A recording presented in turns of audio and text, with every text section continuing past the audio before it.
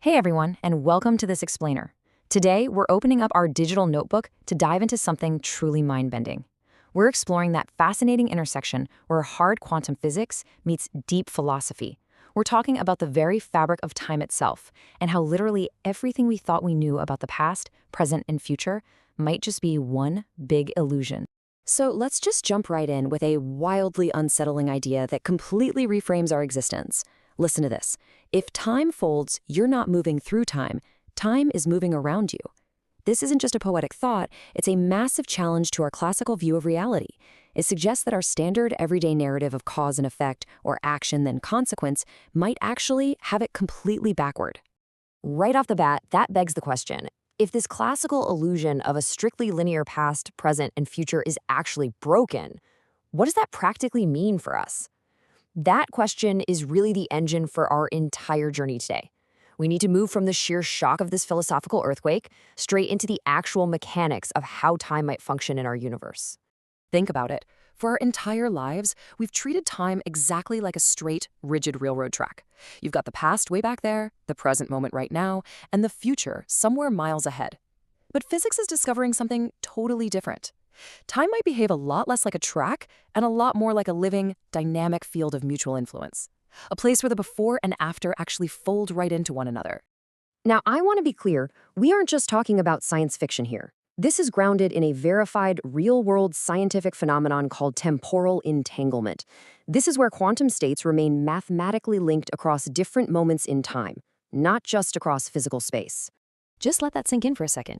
In rigorous, highly controlled laboratory experiments, physicists have actually successfully entangled two particles, photons specifically, that never existed at the same time. It's wild. It practically laughs at the concept of time's arrow, showing us that the universe is fundamentally non-local at the quantum level, literally linking moments right across the temporal divide. Naturally, hearing that sparks a pretty massive question. If quantum states are indeed linked across time, does that mean we can somehow reach back and rewrite the past? Can we literally change our own history based on what we do today? Well, we have to be incredibly careful here because we really need to distinguish between verified quantum mechanics and sheer fantasy. This perfectly illustrates the divide we have to navigate. On one hand, we have the verified physics. Yes, quantum correlations do exist across time, but the math still strictly respects causality. There is absolutely no retroactive information transfer happening here. You can't, send a text message to your past self to give them winning lottery numbers. But on the other hand, we have these beautiful metaphysical interpretations, the idea of present choices somehow healing past trauma, or consciousness effectively editing our history. It's a gorgeous concept, but treating a poetic metaphor as a literal scientific measurement is a pretty dangerous game. So if we definitively cannot send messages back in time to rewrite history, how exactly does modern physics model this coexistence of the past and future? To wrap our heads around this, we actually need to zoom way out from the microscopic scale of quantum entanglement and look at the macro scale of relativity. Enter the block universe. This is a model pulled straight out of Einstein's theory of relativity. Instead of picturing the universe as a ticking clock, I want you to imagine it as a giant loaf of bread. The entire loaf, the past, the present, and the future, it all already exists in its entirety as one single space-time structure. Our human awareness is basically just moving through it, slice by slice, almost like a spotlight illuminating a single frame at a time. When you look at the fundamental math of relativity, like the space-time interval equation, it does something incredible. It quietly fuses space and time together into a single, unified mathematical fabric. And once physics did that, the old, highly intuitive illusion that time flows entirely on its own, it completely began to dissolve. But of course, that leaves us with a really stubborn paradox.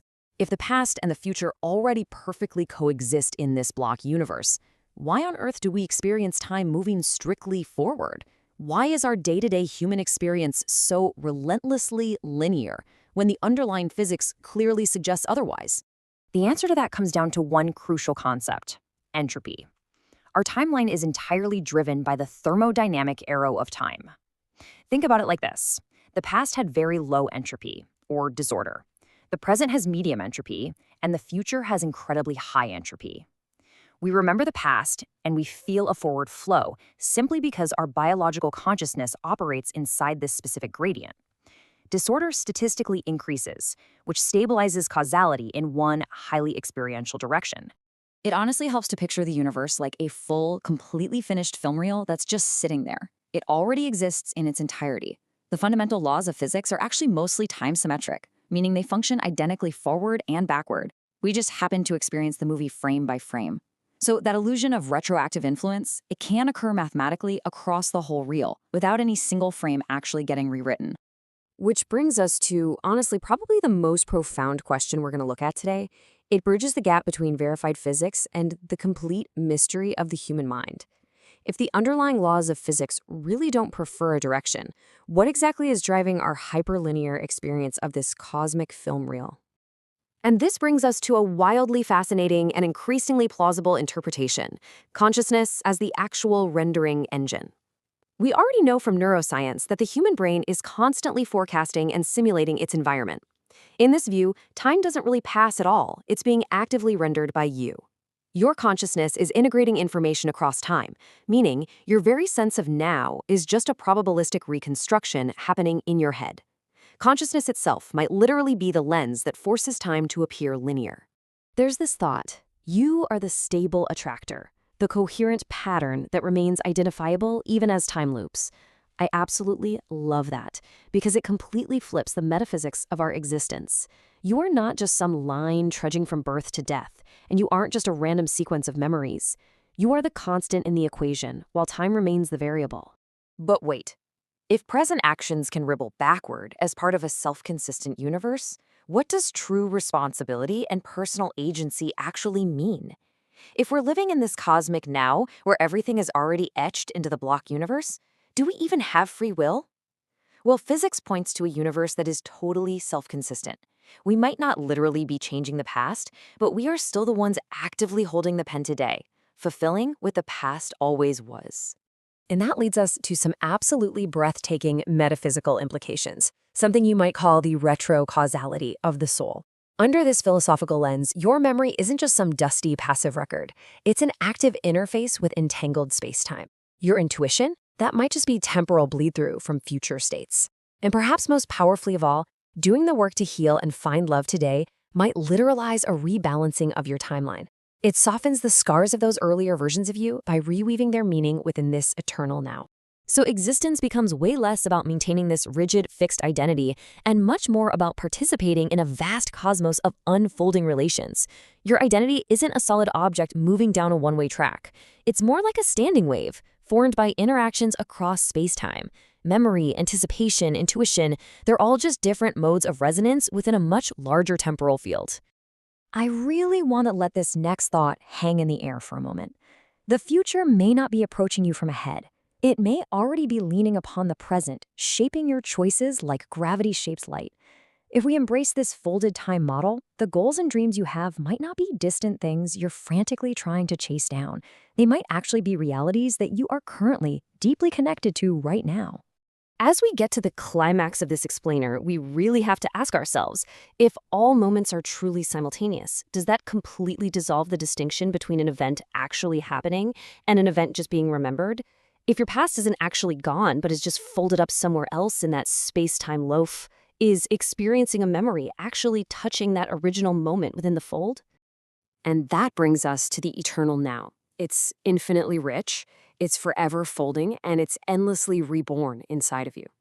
Look at how we've moved from abstract, mind-bending quantum science into this profound sense of personal empowerment and cosmic presence. The universe shifts from being this cold, uncaring ticking clock into a living, breathing symphony where every single note depends entirely on the ones before and after it. I want to leave you with one final, hopefully unforgettable thought regarding your own ultimate agency in all of this. If consciousness really is the rendering engine, the literal lens through which reality is experienced, and if time truly does fold, what version of yourself are you choosing to anchor the entire loop around? Because deciding that might just be the most powerful act a human being can possibly make.